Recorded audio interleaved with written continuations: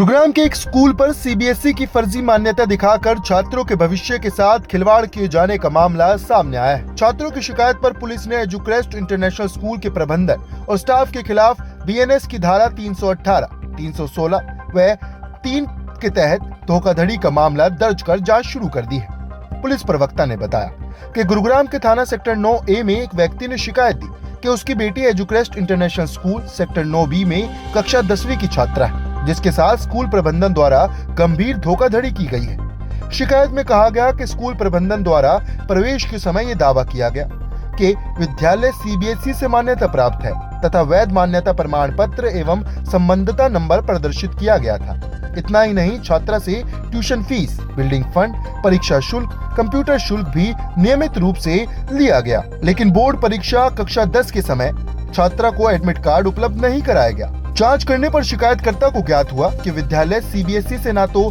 संबंध है और ना ही मान्यता प्राप्त है तथा जो रजिस्ट्रेशन नंबर बताया गया वो गलत था। स्कूल के इस कृत्य से छात्रा का 1 साल प्रभावित हुआ तथा उसके भविष्य के साथ खिलवाड़ किया गया है। शिकायतकर्ता ने स्कूल के chairman Vinay Kataria, principal Riddhima Kataria, vice principal Simar Batra, coordinator Sonia व अन्य संबंधित स्टाफ के खिलाफ आरोप लगाए।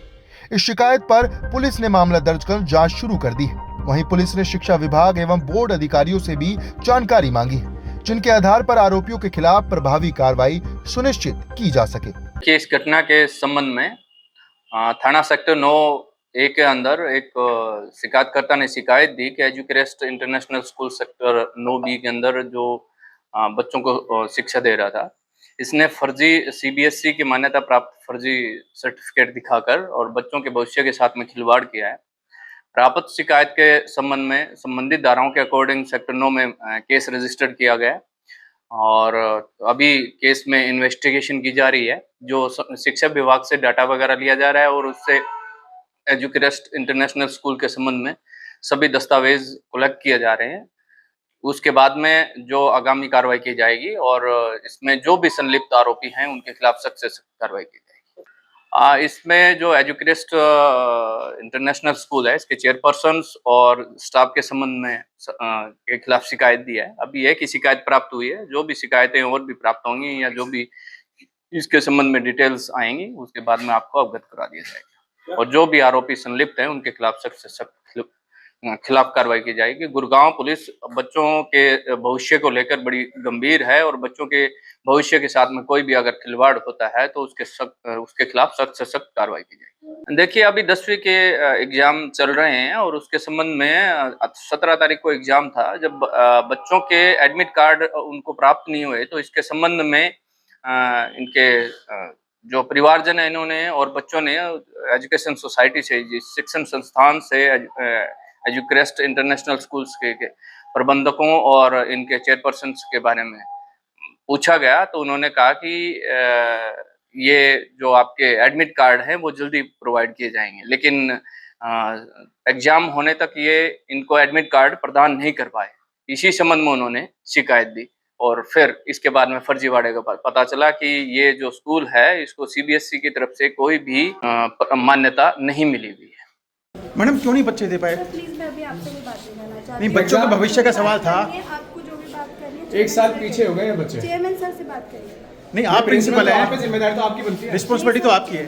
तो चेयरमैन कैसे बनेगी? प्रिंसिपल आप है ना। चेयरमैन सर से बात करिए। आप बताइए ना कि क्यों हुआ ये। I have already said that just talk to the chairman, then there is no question. मतलब आपकी कोई जिम्मेदारी नहीं है?